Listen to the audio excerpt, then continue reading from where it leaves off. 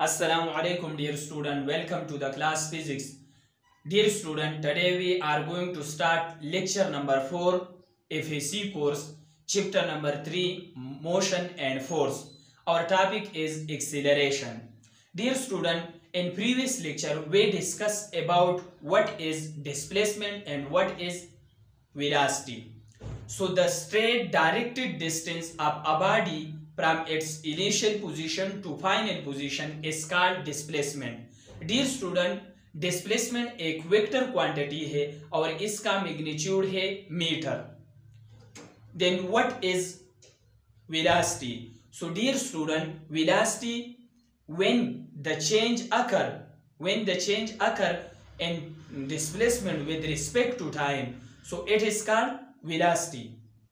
Dear student, जिस तरह displacement एक वेक्टर क्वांटिटी है तो इसी तरह वेलोसिटी भी एक वेक्टर क्वांटिटी है. और वेक्टर क्वांटिटी का क्या है, डिफिनीशन क्या है कि उसके स्पेसिफाई करने के लिए इसके मैग्नीट्यूड, नंबर और स्पेसिफिक डायरेक्शन की जरूरत हो. जब भी आपने फिजिक्स में पढ़ा होगा कि ये क्वांटिटी वेक्टर है तो इसका मतलब ये है कि इसमें डायरेक्शन जरूरी है. डायरेक्शन, स्पेसिफिक डायरेक्शन क्या है, जरूरी है. तो डियर स्टूडेंट, हमारा जो आज का टॉपिक है ये है एक्सीलरेशन. तो what is acceleration? The time rate of change in velocity is called acceleration. अगर वेलोसिटी में चेंज आ रहा है विद रिस्पेक्ट टू टाइम तो इस अमल को हम क्या कहते हैं? एक्सीलरेशन कहते हैं. Dear student, acceleration we represent by A. Acceleration we represent by A, but this is a linear acceleration. मैं further discuss करूंगा एक ही टाइप. Dear student, A बराबर है change in velocity divided by change in time. So A is equal to del V divided by del T, या we can also write del V is equal to change है.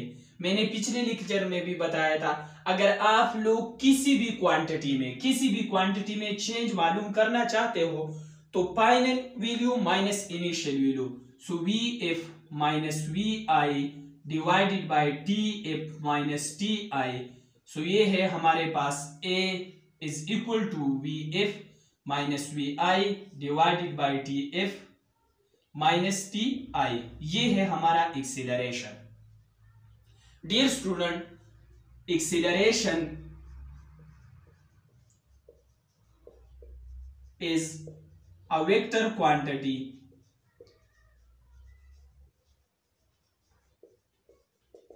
And it is unit is meter per second square. The unit of acceleration is meter per second square. Dear student, the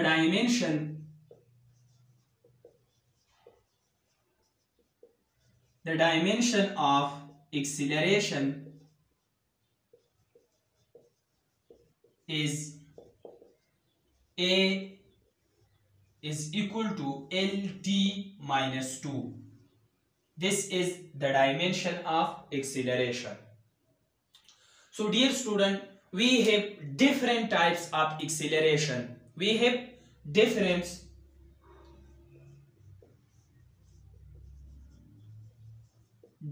types of acceleration. Dear student, हमने ये पढ़ा कि the change in velocity is called acceleration. जब velocity में change आ रहा है तो इसको हम क्या कहते हैं? With respect to time acceleration कहते हैं. तो वेलोसिटी में दो तरह की चेंज आ सकता है. एक आ सकता है मैग्नीट्यूड ऑफ वेलोसिटी में और दूसरा आ सकता है डायरेक्शन में। तो dear student, linear acceleration, when the acceleration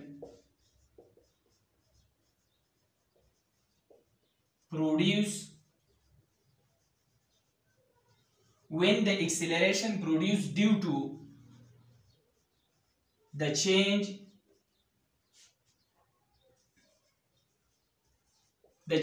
of magnitude of velocity, जब वेलोसिटी के मैग्नीट्यूड में चेंज आ रहा है विद रिस्पेक्ट टू टाइम,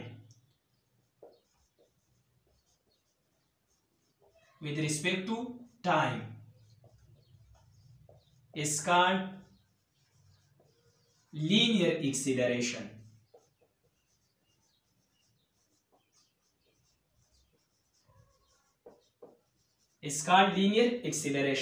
मेरे ख्याल में आप लोगों ने ये ऊपर वाला नोट किया, तो मैं ये मिटाना चाहता हूं क्योंकि नीचे फिर नजर नहीं आएगा।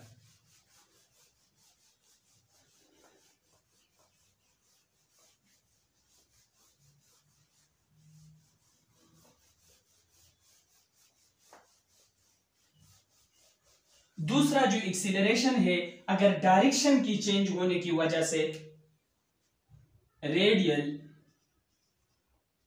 Acceleration, if the acceleration produced due to the change of direction with respect to time is called radial acceleration.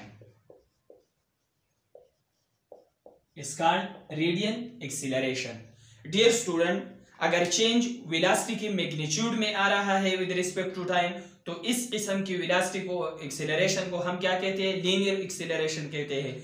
अगर वेलोसिटी में डायरेक्शन नहीं हो और अगर वेलोसिटी की मैग्नीट्यूड में चेंज नहीं आ रहा है लेकिन उसके डायरेक्शन में चेंज आ रहा है, तो इसकी वजह से जो एक्सीलरेशन पैदा हो रहा है उसको हम क्या कहते हैं? रेडियल एक्सीलरेशन कहते हैं। फॉर एग्जांपल, एक क्वेश्चन ये भी है कि ये पॉसिबल है जिस्म का स्पीड सेम हो लेकिन इसका डायरेक्शन सेम नहीं हो। Is it possible the direction of the speed of an object is same but the direction is not same? So is it possible only in angular motion? Dear student, let's suppose ये है radius r, ये है radius r। So dear student, अगर एक जिस्म इस circle में motion कर रहा है, लेट्स सपोज 2 मीटर पर सेकंड, ये तो इसका क्या है? स्पीड है। लेकिन ये पॉसिबल है कि इसका क्या हो? मैग्नीट्यूड सेम हो, यहां भी 2 मीटर पर सेकंड हो, यहां भी 2 मीटर पर सेकंड हो, यहां भी 2 मीटर पर सेकंड हो, यहां भी 2 मीटर पर सेकंड हो, यहां भी 2 मीटर पर सेकंड हो। लेकिन देखो, इसका डायरेक्शन जो है ना वो हर एक पॉइंट पे चेंज हो रहा है। इसका डायरेक्शन हर पॉइंट पे चेंज हो रहा है।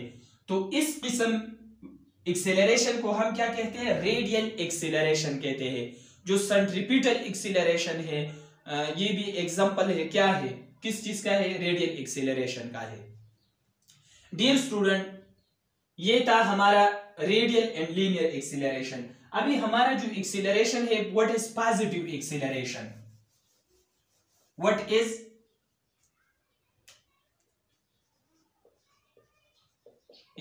Positive acceleration? Dear student, अगर वेलोसिटी की मैग्नीट्यूड में इंक्रीज आ रहा है, अगर वेलोसिटी की मैग्नीट्यूड बढ़ती जा रही है, तो इस किस्म की एक्सेलरेशन को हम क्या कहते हैं? पॉजिटिव एक्सेलरेशन कहते हैं। If the change in magnitude of velocity increasing, then the acceleration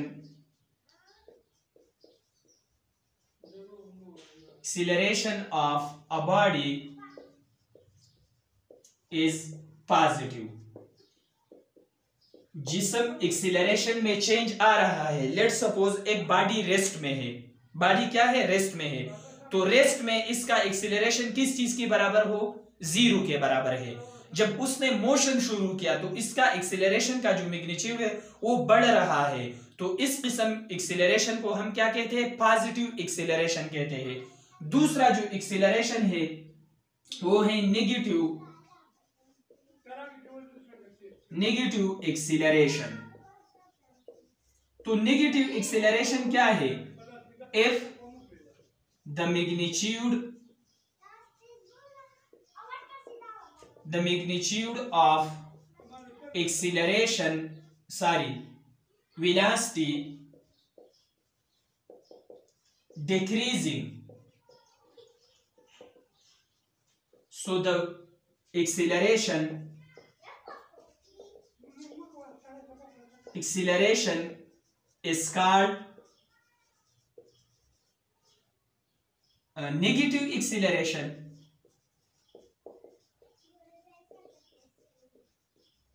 इसका दूसरा नाम है डिसीलरेशन और रिटार्डेशन। डियर स्टूडेंट, अगर एक कार बहुत फास्ट चल रहा है और अचानक उसने ब्रेक लगाया, तो इसके मैग्नीट्यूड का जो उसकी वेलोसिटी का जो मैग्नीट्यूड है वो कम हो रहा है, तो इस किस्म की एक्सीलरेशन को हम क्या कहते हैं? नेगेटिव एक्सीलरेशन कहते हैं।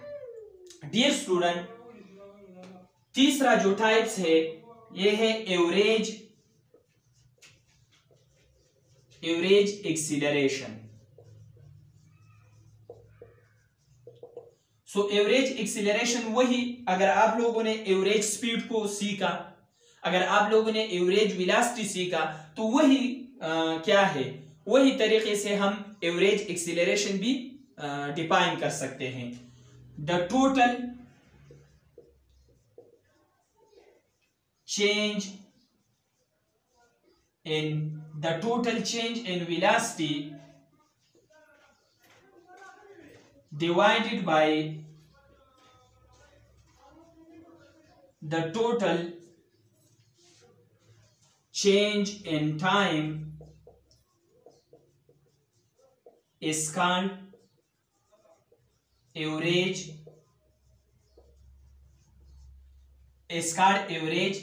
acceleration। डियर स्टूडेंट, अगर आप लोगों को याद हो और आप लोगों ने पिछले लेक्चर देखा, तो हमने एवरेज स्पीड को इस तरह रिप्रेजेंट किया, फिर हमने एवरेज वेलोसिटी को इस तरह रिप्रेजेंट किया। अभी हमारा जो एवरेज एक्सीलरेशन है हमें इस तरह रिप्रेजेंट कर सकता है। तो ये हमारे पास रिप्रेजेंटेशन ऑफ एवरेज, या इस तरह नहीं, रिप्रेजेंटेशन ऑफ एवरेज वेलोसिटी है। डियर स्टूडेंट, एवरेज वेलोसिटी हमारे पास बराबर है total change in velocity divided by total change in time.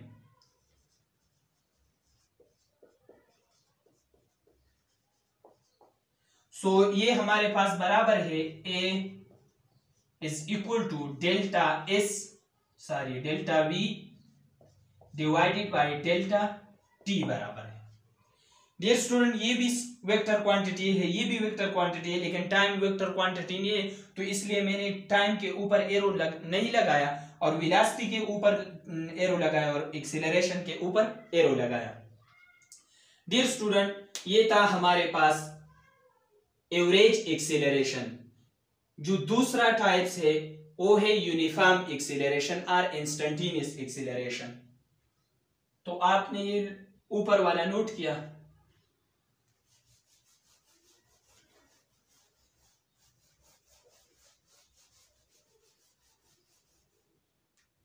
देख लो, इंस्टेंटेनियस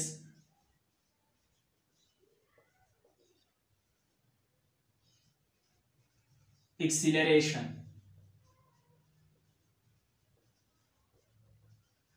तो dear student what is instantaneous acceleration? What is instantaneous speed? The change in distance in any instant or any particular instant is called instantaneous speed. What is instantaneous velocity? The change in any particular displacement is called instantaneous velocity. What is instantaneous acceleration? The change of velocity of any particular instant, एक खास particular instant पे change of velocity को हम क्या कहते हैं? Instantaneous acceleration कहते हैं। और वो पार्टिकुलर लिमिट, वो पार्टिकुलर लम्हा कितना होगा? अप्रोच टू जीरो होगा, not exact to zero. Zero के बराबर नहीं है बिल्कुल, लेकिन जीरो के राउंड अबाउट होगा। So the change in velocity at any particular instant is called instantaneous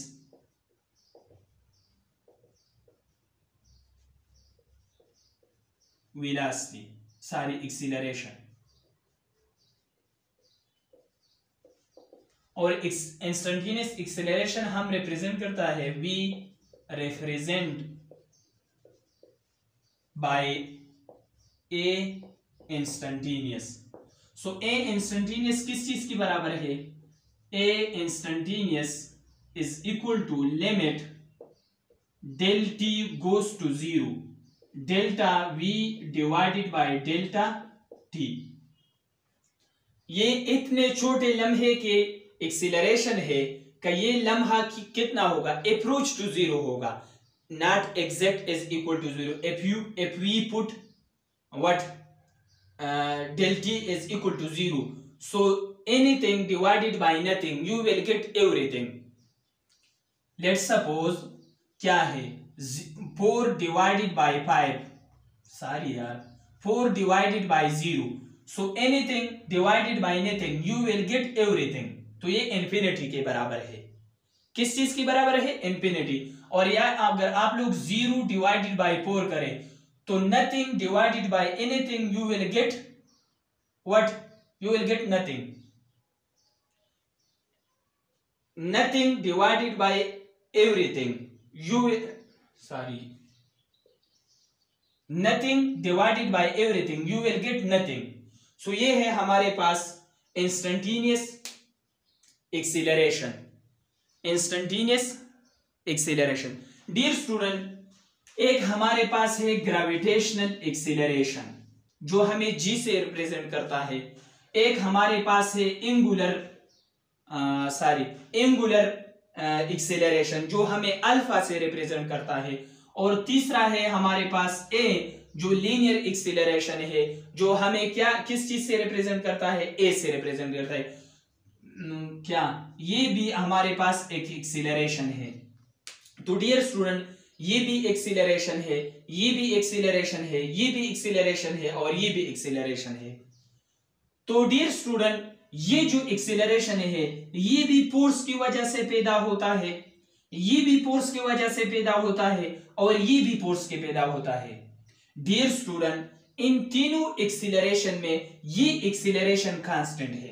ये जी जो है, अगर कोई जिस्म जमीन की तरफ आ रहा है या जमीन से ऊपर की तरफ जा रहा है तो इसको एक्सीलरेशन हमें जी से रिप्रेजेंट करता है, इसका एक्सीलरेशन हमें जी से रिप्रेजेंट करता है।